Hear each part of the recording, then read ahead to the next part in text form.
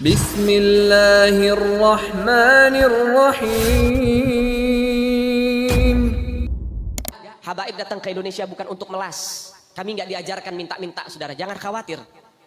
Habaib datang ke Indonesia bukan untuk meraup daripada harta, enggak. Kami tidak mencari jabatan, enggak. Kenapa? Itu bukan didikan dari keluarga kami. Didikan keluarga kami, lihat bagaimana Al-Habib Salim bin Ahmad bin Jindan, saya punya kakek, keluar masuk penjara. Kenapa bisa keluar masuk penjara? Membakar semangat perjuangan masyarakat Indonesia untuk merebut kemerdekaan, saudara. Al-Habib Ali bin Abdurrahman Al-Habsyi Kuitang, beliau yang memfatwakan ketika tanggal 17 Agustus Soekarno membacakan teks proklamasi mendeklarasi daripada kemerdekaan Indonesia. Beliau di hari Jumat itu, ba'da Jumat beliau fatwakan, sekarang saya fatwakan setiap tanggal 17 Agustus wajib pasang bendera merah putih di rumah-rumah kalian. Siapa yang nyuruh? Itu fatwa Habib Ali bin Abdurrahman Al-Habsyi Kuitang. Bendera merah putih, siapa yang memberikan instruksi kepada Bung Karno untuk membuat bendera merah putih sebagai bendera Indonesia? Itu adalah fatwa Al-Habib Idrus bin Salim Al-Jufri Palu Al-Khairat.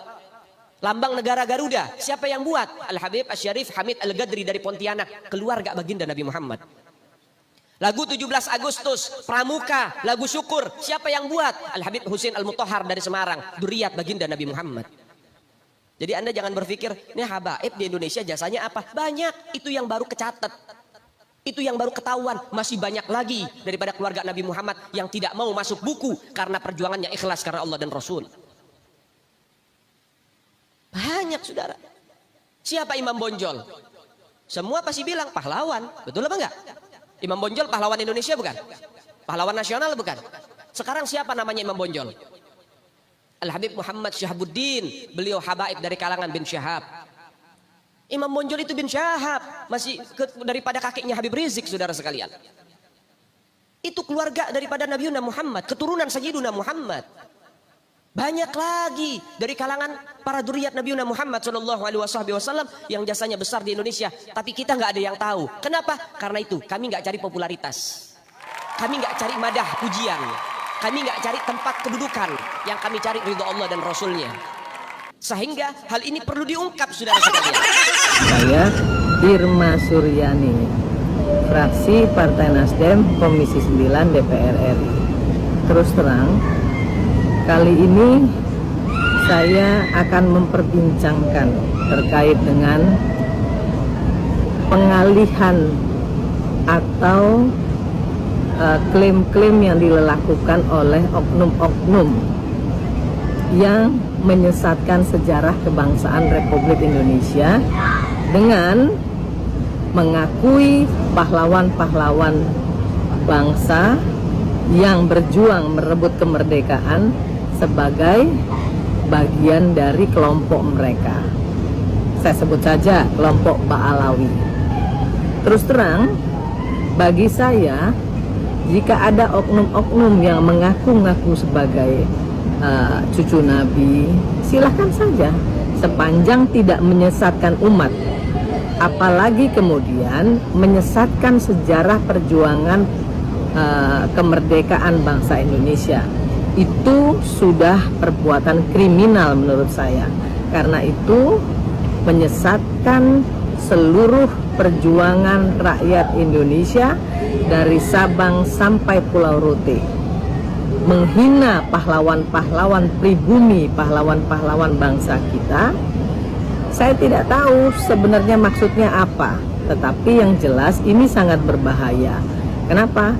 Karena bisa saja klaim-klaim ini adalah awal dari oknum-oknum yang secara terstruktur dan masif ingin mengklaim dan merebut Indonesia melalui ajaran-ajaran atau tafsir-tafsir agama yang salah. Bayangkan rakyat Indonesia ketika disampaikan W.R. Supratman, Wage Rudolf Supratman pun diakui sebagai bagian dari klan mereka. Ini sudah penyesatan sejarah yang luar biasa. Dan jangan salah, dari sini dimulainya perebutan atau klaim-klaim yang akan membuat Indonesia direbut secara perlahan-lahan oleh oknum-oknum imigran yang ingin menguasai Indonesia. Saya kira saya bukan ingin atau mau memprovokasi, tetapi hal seperti ini jangan disepelekan. Kita jangan terpaku, jangan terpancing hanya soal politik dinasti semata, tetapi ini jauh lebih berbahaya. Klaim-klaim penyesatan sejarah perjuangan bangsa ini lebih berbahaya dari sekedar politik dinasti. Kenapa saya sampaikan seperti ini? Karena ini adalah cikal bakal untuk mengarabkan atau membaalawikan Indonesia dari sistem Pancasila ke sistem khilafah. Ini berbahaya menurut saya, ini harus kita hati-hati. Memang tidak seluruhnya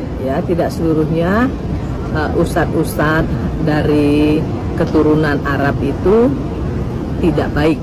Banyak yang baik, tapi hati-hati dengan oknum-oknum yang secara sistematis ingin merusak dan memutarbalikkan fakta sejarah. Kita tidak boleh juga menafikan ustadz-ustadz dari keturunan Arab yang baik, yang benar dan syiar memang untuk kepentingan umat.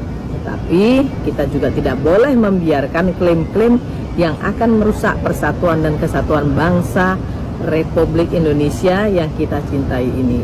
Karena perjuangan kemerdekaan itu dari Sabang sampai Pulau Rote dilakukan oleh semua suku dan oleh semua agama yang diakui di negara ini.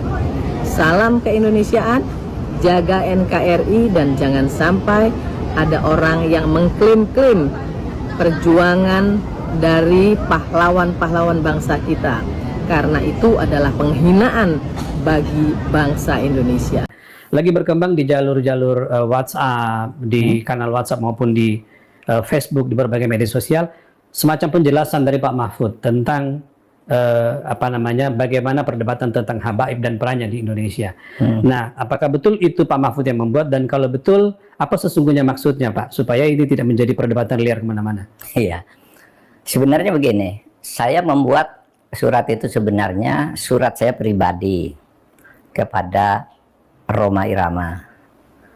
Tapi karena saya kehilangan nomor kontaknya Rhoma Irama, saya titip melalui Islah Bahrawi, tapi juga melalui WA. Tolong nih sampaikan nih pesan saya ke Rhoma Irama. Jatuh memang saya yang membuat itu. Betul Pak Mahfud ya? Betul membuat, dan saya katakan saya mendukung Rhoma Irama untuk mengklarifikasi soal Habib ini. Karena saya terganggu dan tersinggung terhadap perkembangan ini sesudah saya melihat tiap mau tidur saya lihat YouTube pertengkaran Rhoma Irama, Imaduddin, Gus Abbas dengan para habaib itu luar biasa, menimbulkan pro kontra. Lalu saya lihat apa sih masalahnya? Kalau saya sendiri pribadi, mau Habib itu turunan Nabi atau tidak, kalau salah ya kita koreksi, tidak apa-apa. Tetapi yang lebih dari itu, kemudian ternyata muncul klaim-klaim bahwa Republik Indonesia itu ada karena Habib. Wali Songo itu semuanya Habib. Padahal Habibnya baru datang sesudah Wali Songo meninggal. Gitu loh. Lalu ini turunan Habib ini. Imam Bonjol coba dibilang itu Habib Sahabuddin. Itu dari mana? Kok Imam Bonjol Habib Sahabuddin gitu. Lalu ada hurufatnya bahwa kakek saya yang nama Mugaddam itu bisa membentak malaikat mungkar dan nakir katanya, karena menyiksa orang di sebelahnya, orang banyak dosa dikuburkan di sebelah kakek saya itu, lalu disiksa oleh malaikat mungkar nakir, keluar kakek saya panggil mungkar nakir, pergi kamu katanya. Itu kan khurafat. Meskipun ini tidak bisa merepresentasikan Habib gitu Pak. Wah, Habib banyak yang bagus. Saya punya Habib Quraisy Shihab bagus. Saya punya Habib Alwi Shihab bagus. Habib Syekh saya kenal bagus, sangat santun. Ada juga Habib namanya Habib Ahmad bagus. Habib Abu Bakar yang saya kenal di Pasuruan bagus. Dan semua itu dihormati. Habib ini nih mengklaim-klaim begitu, dan orang yang tidak tahu, orang awam banyak yang percaya karena ini Habib yang ngomong, Habib benar. Lalu rasa cinta saya kepada negara ini menjadi luntur. Seakan-akan ini karena Habib. Di situ saya tersinggung. Rasa cinta tanah air saya, kebanggaan kepada leluhur saya sendiri itu bangkit. Apalagi kemudian ada pemalsuan kuburan-kuburan tuh ya, nama kuburan biasa dibangun menjadi ini Habib ini, padahal nggak jelas siapanya. Orang berziarah ke situ ini karena atas fatwa Habib si A, Habib si B. Ya, di surat yang beredar itu Bapak menekankan bahwa ini kemuliaan Habib pendahulu kita yang menjadi terus terang. Yang kedua muncul kelas-kelas dalam Islam. Iya, kelas-kelas itu kalau Habib itu lebih tinggi dari kiai. Dan itu semua ada, Mas. Ngomong itu bukan hanya ngomong begitu, itu bukan hanya katanya-katanya, karena ketika Rhoma Irama berbicara itu, lalu ada seorang Habib muda dengan Rhoma Irama, kamu bohong, tunjukkan Habibnya siapa yang katakan gitu. Sudah, itu bukan Rhoma Irama yang membuktikan. Netizen ini Habib ini tanggal sekian bilang ini dengar, ini Habib ini sampai 7. Maksud saya tidak ada urusan. Habib itu ya bagian dari kita juga, tidak apa-apa. Ya. Bangsa kita juga, tapi jangan juga dibiarkan merajalela sesukanya. Saya bilang begitu.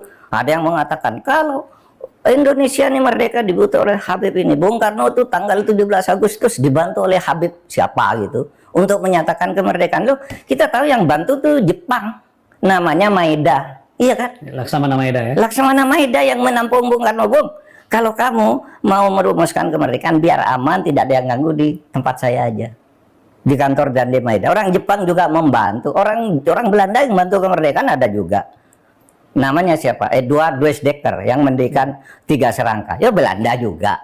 Ya, orang India banyak, orang Arab non Habib banyak, orang Cina banyak. Loh, kenapa? Kok kalau diklaim oleh Habib? Ya kita sendiri yang paling dominan, yang lain tuh yang membantu. Kan gitu kalau saya ya, rasa nasionalisme saya. Itulah sebabnya saya dukung Rhoma Irama. Ya. Gitu aja. Jadi saya tidak punya klarifikasi Pak Yusuf, perdebatannya tidak mana-mana ya. Iya. Baik Pak Mahfud, terima kasih Pak.